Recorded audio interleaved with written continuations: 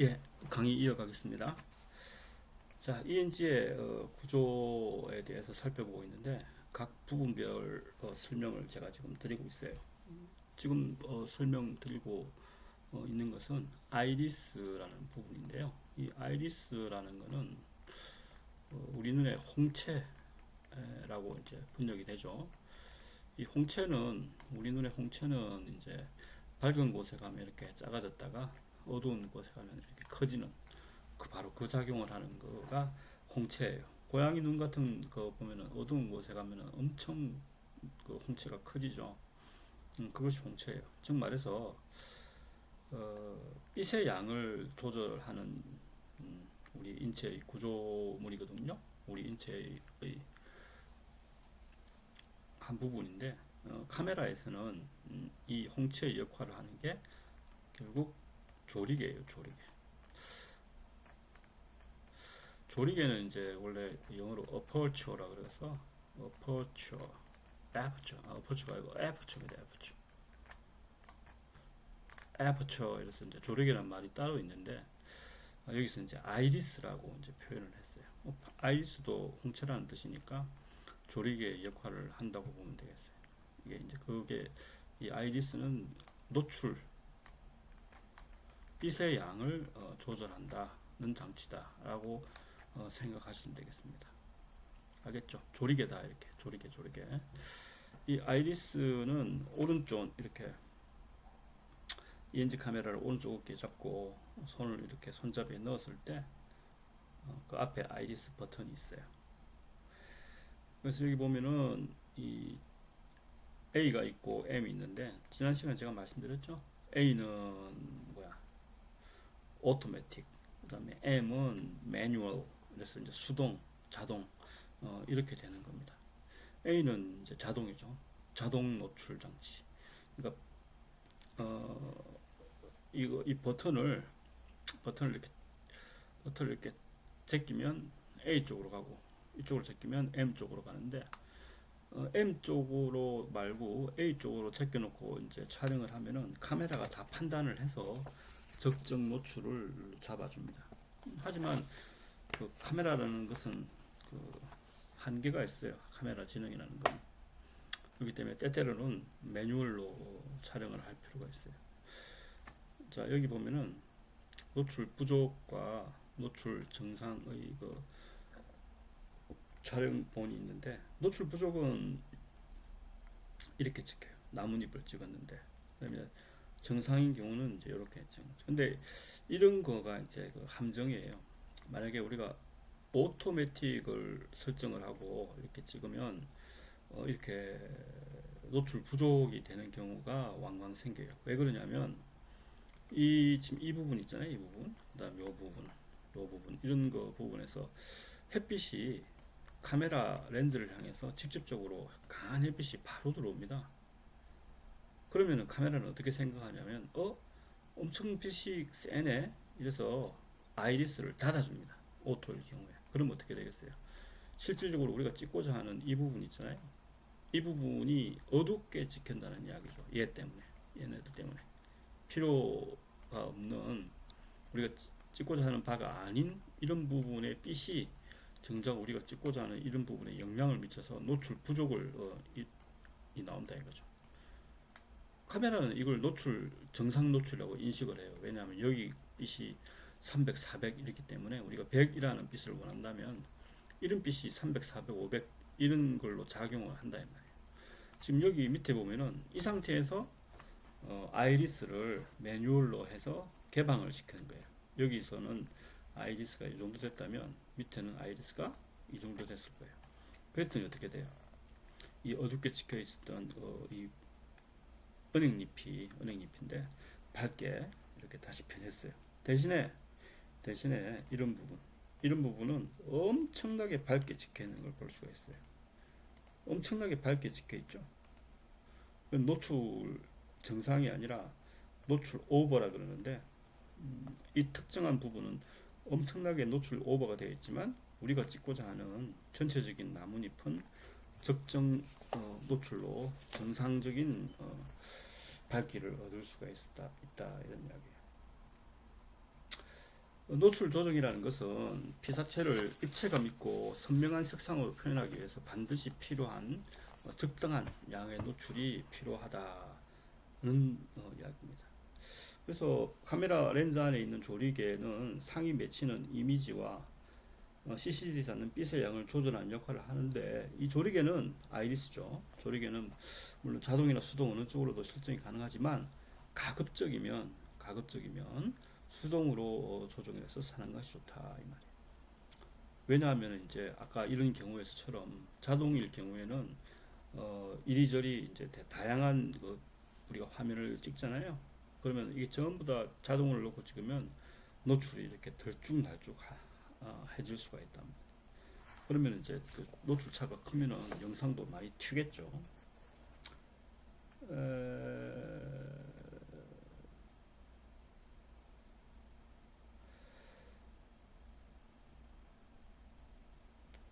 그 다음에 이제 요 수동일 경우가 이제 그 필수적으로 수동으로 찍어야 되는 상황들이 뭐냐면 패닝 같은 거 있잖아요.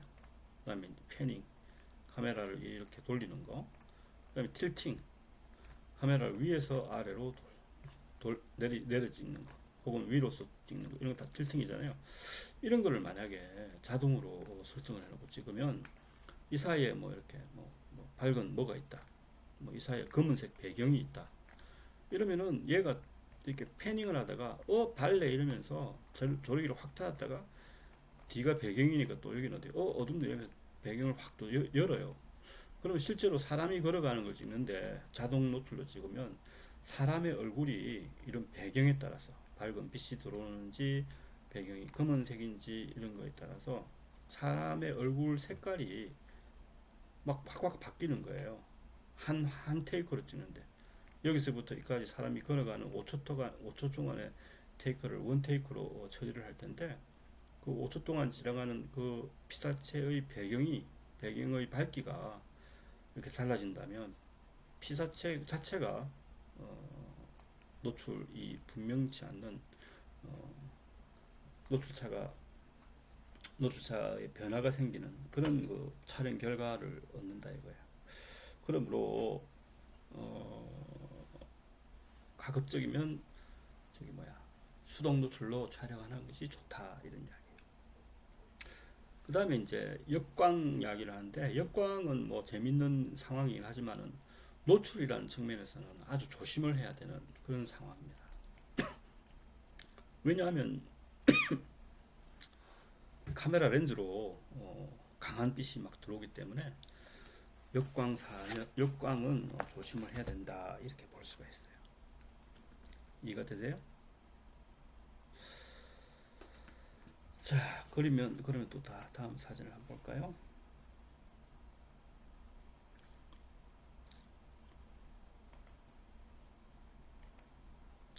자, 그 다음에 이제 지브라 기능인데요. 지브라는 여기 제브라 이렇게 써 있죠. 지브라 뜻이 뭐예요?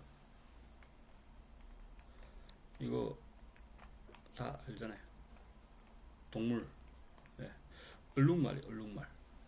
이 지브라 기능은 뭐냐면 지브라 기능을 설정을 해 놓으면은 노출을 좀 더 정확하게 맞출 수가 있어요. 지브라 기능을 설정을 하면은 이 뷰파인더가 이렇게 있으면 사람 얼굴이 이렇게 있다고 칩시다. 이렇게 사람 얼굴이 이렇게 있어요. 근데 이제 해가 여기서 이제 떠가지고 햇빛이 강한 빛을 내요. 그럼 이 코가 있고 이랬으면 이 부분이 가장 하이라이트가 되겠죠. 그럼 이 부분, 코의 오른쪽 면. 그다음에 여기는 이제 그림자가 질 거고, 이런 부분이 가장 강력하게 햇빛이 비칠 거예요. 사광일 경우에 옆에서 이렇게 빛이 내릴 때는 사광일 경우에 이런 데 하이라이트가 생기는 거예요. 이렇게 지브라는 뷰파인더 화면에서 가장 그 밝은 부분 있잖아요. 노출이 오버되는 부분. 이런 부분에 실제로 얼룩말과 같은 무늬가 이렇게 생기게 만든 그 설정을 지브라라고 그래요. 그러니까 지브라 기능을 설정하고 뷰파인더를 보면 제가 지금 그린 거하고 거의 똑같은 효과가 나는 그런 화면을 우리가 관찰할 수가 있습니다. 왜냐하면 이 노출 오버되는 이런 부분에 이렇게 번지는 얼룩말 모양의 무늬가 이렇게 생기게끔 하는 게 지브라 기능이라 했잖아요. 여기 이제 on, 여기 off 이렇게 돼 있는데 이걸 돌리면 켜주고 이제 하는 거예요. 이걸 왜 하느냐? 이걸 왜 하느냐면은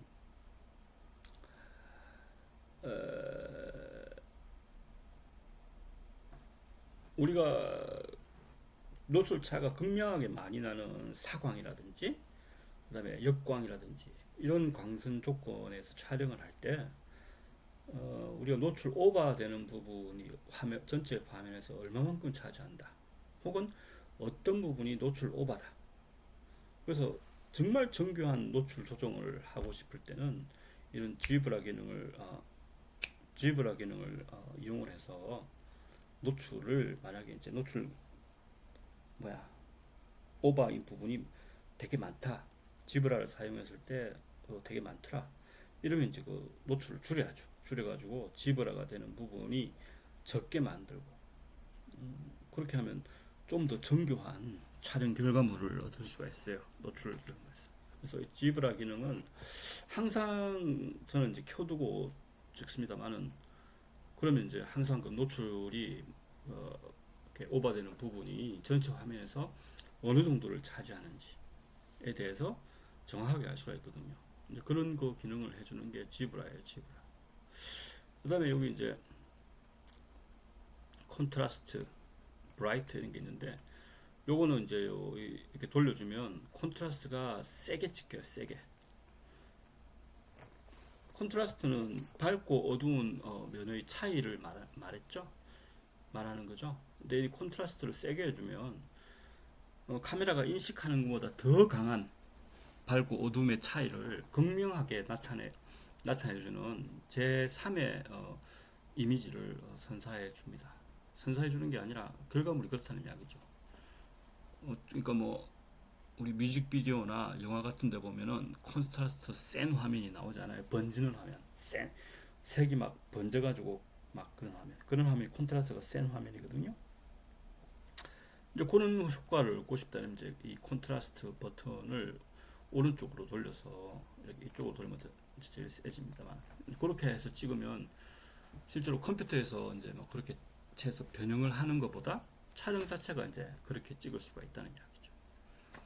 이것도 이제 브라이트인데 브라이트도 아까 조금 전에 말씀드린 아이리스 노출에 해당되는 거를 브라이트를 조정해서 어두운 부분을 더 밝게 찍기도 하고 또 너무 밝은 부분을 또 살짝 어둡게 찍기도 할 수 있는 그런 조절 장치가 브라이트예요. 브라이트. 아시겠죠? 그것이 지브라 기능과 같이 포함되어 있는 브라이트와 콘트라스트 기능이다. 이렇게 아시면 될 것 같습니다. 자, 다음 기능에 대해서 이제 또 알아보죠.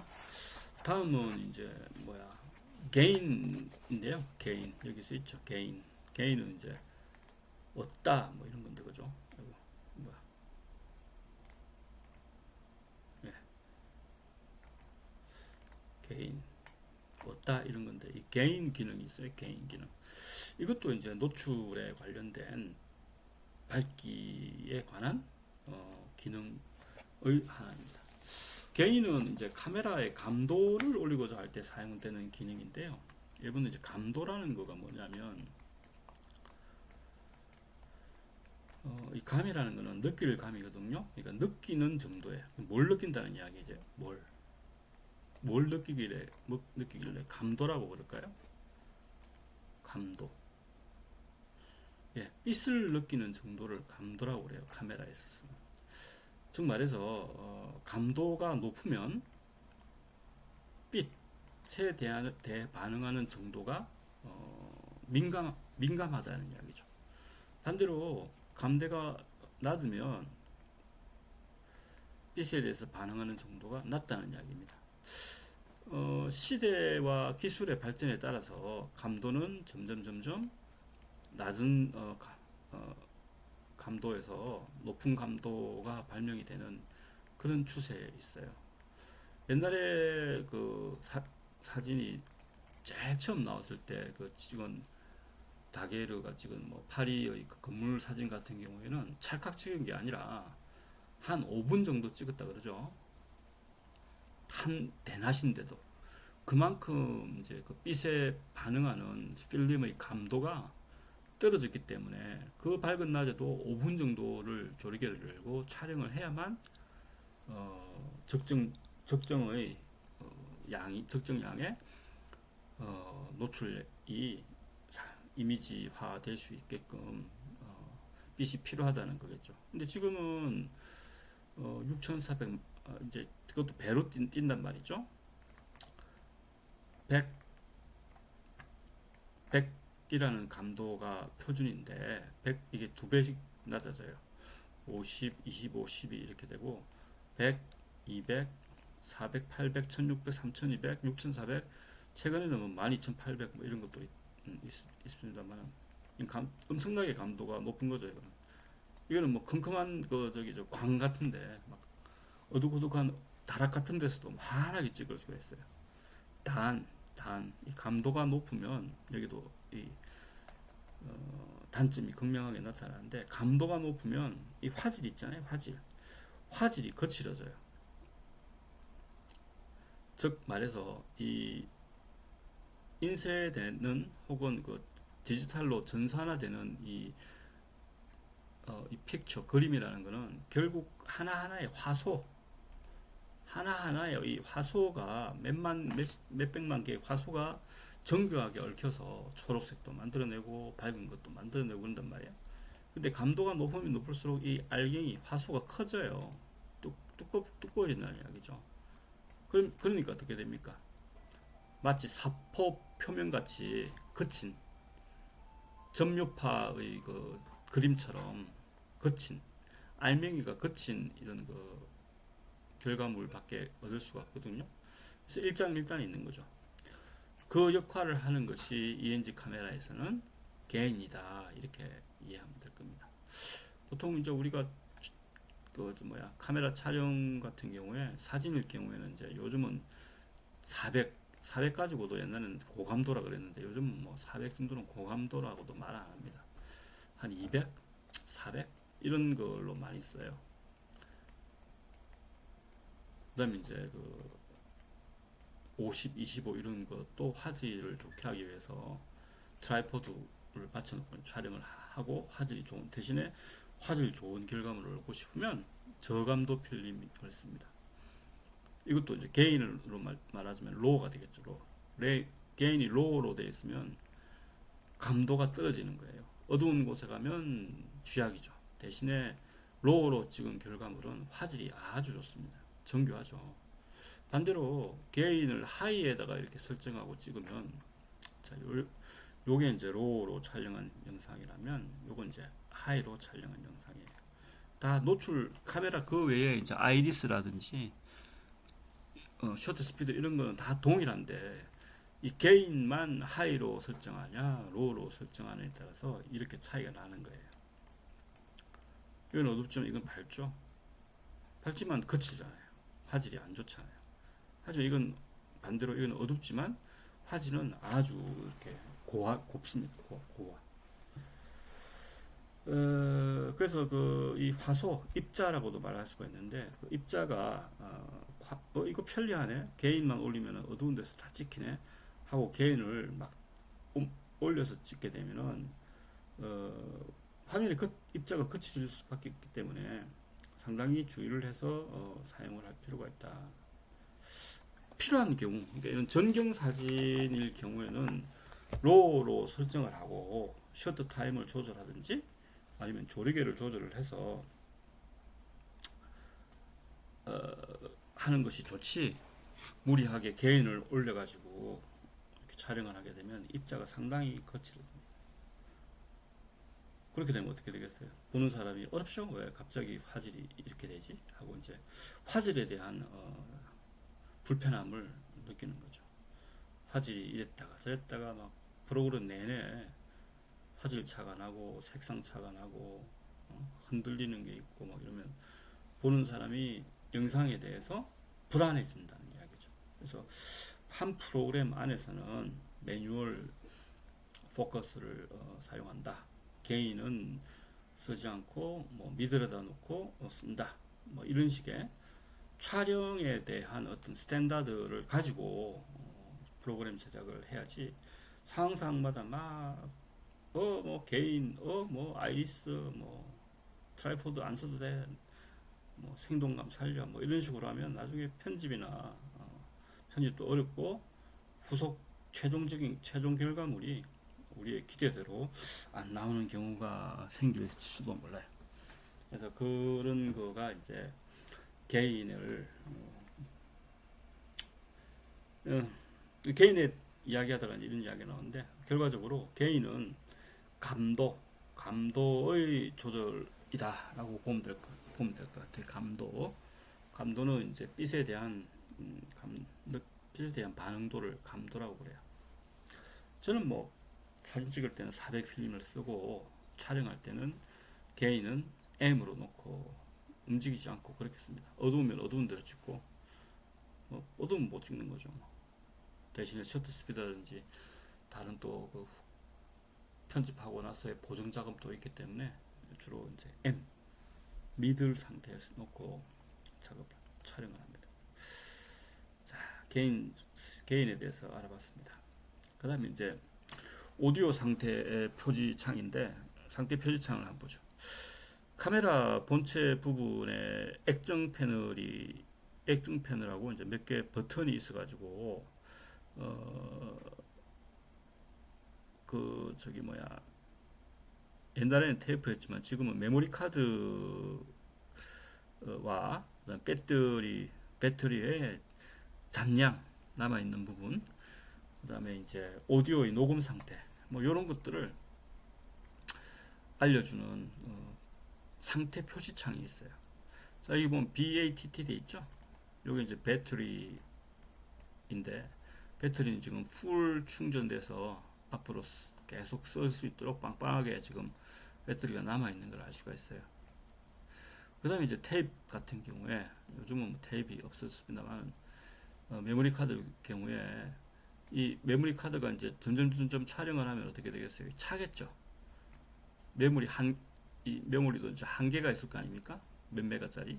그럼 이게 점점 차요. 이건 지금 촬영하기 직전에 이 사진을 찍었네요. 촬영하기 직전이니까 카메라는 풀로 저기 배터리는 풀로 남아 있고 저장 장치에는 찍은 게 없다 이렇게 보시면 될 것 같아요.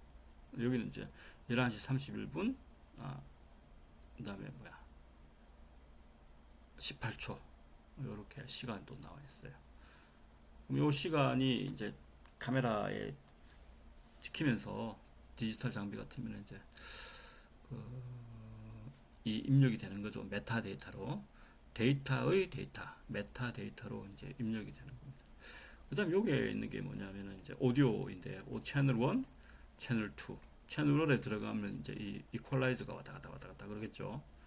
채널 2의 주변 잡음, 이제 인터뷰 음을 많이 쓰고 이런 주변 잡음, 앰비언트 사운드를 많이 쓰니까 시장 같은 데 가면 막 여기서 왔다 갔다 할 거고 되게 조용한 데 가면 이게 탁탁 연필 하나 뚝 떨어지면 튀 이렇게 되고 이렇게 되겠죠. 채널 1, 채널 2 이게 이제 오디오 상태 그죠?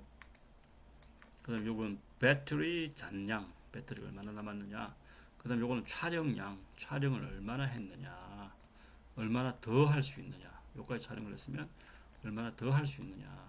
그 다음 요거는 이제 오늘 상태, 뭐 이런 것들을 여러분들이 한눈에 알 수 있는 그런 창이 바로 이 상태 표시 창이다. 이렇게 보면 될 것 같습니다. 상태 표시 창. 아시겠어요?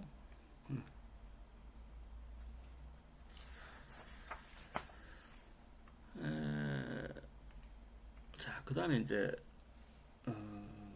이번 시간에 마지막으로 매크로 기능에 대해서 알아봅시다. 매크로 기능은 카메라 렌즈의 그 접합부에 이렇게 붙어 있는데 M이라고 이렇게 보여져요. 매크로의 M. 매크로는 이제 그 마이크로의 반대죠. 마이크로는 극소의 세계고 매크로는 극대의 세계예요. 즉 말해서 아주 가까이 있는 피사체를 크게 찍을 때 매크로하게 찍게 해주는 기능이 매크로 기능이에요. 즉 말해서 뭐라고 할까, 책에 있는 글씨 있잖아요. 글씨 같은 거를 매크로 기능을 사용해서 이렇게 카메라가 책에 조그만한 글씨를 알아볼 수 있게끔 찍으려면은 그냥 찍어서는 저게 글자다 이렇게 해서 한 2m나 1m 밖에 있는 그 책을 편 상태에서의 글자 이런 거는 이제 찍을 수가 있겠지만 돋보기 같이 정확한 뭐 글자의 획수 이런 거를 촬영할 필요가 있을 때, 혹은 뭐 곤충, 뭐 동전 뭐 이런 거 있잖아요. 아주 작은 거, 이런 것들을 촬영할 때는 이 매크로 기능을 사용을 해야 돼요. 매크로 기능. 그러면은 이제 이 작은 것들을 찍을 수 있다는 거예요.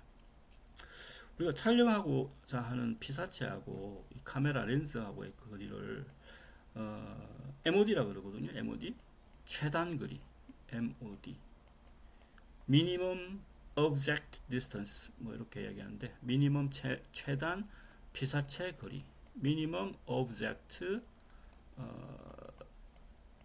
Distance, 최단 피사체 거리, 이게 이제 MOD예요. 그러니까 카메라 끝하고 피사체의 최단 거리를 MOD라 그러는데, 이 보통의 이 한계가 80cm에 80cm.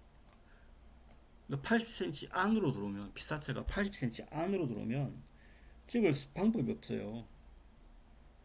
왜냐하면 그 카메라 렌즈 포커스의 한계가 80cm 안이에요. 그러니까 찍으려면 가깝게 가야 되는데, 이 경우는 찍으려면 멀리 가야 돼요. 80cm 밖으로. 이해가 됩니까? 근데 이 매크로 기능을 쓰면은 80cm 안으로 들어갈 수가 있어요. 그래서 80cm 안에서 벌어지는 그 극소의 세계 있잖아요. 머리, 글쎄요. 아까 말씀드린 글자, 그 다음에 콩 한 알, 뭐 이런 거 있잖아요. 쌀 한 톨, 뭐 이런 거. 이런 것들을 정교하게, 크게, 분명하게 찍을 수 있는 기능이 매크로 기능이다. 이렇게 이해하시면 되겠습니다. 이게 80cm인데 이렇게 포커스를 맞출 수 없는 최단 거리 내의 피사체일 경우에 매크로 기능을 이용하는데, 매크로 기능을 이용을 하면은 아주 작은 것도 분명하게 찍을 수가 있습니다. 라고 제가 설명을 드릴 수가 있을 것 같아요. 자, 카메라에 대해서, 기능에 대해서 우리가 이제 쭉 이렇게 알아보고 있는데, 다음 시간에는 트라이포드에 대한 거, 그 다음에 카메라의 나머지 부분에 대한 걸로서 강의를 이어가겠습니다. 오늘 강의 듣느라 고생하셨습니다. 감사합니다.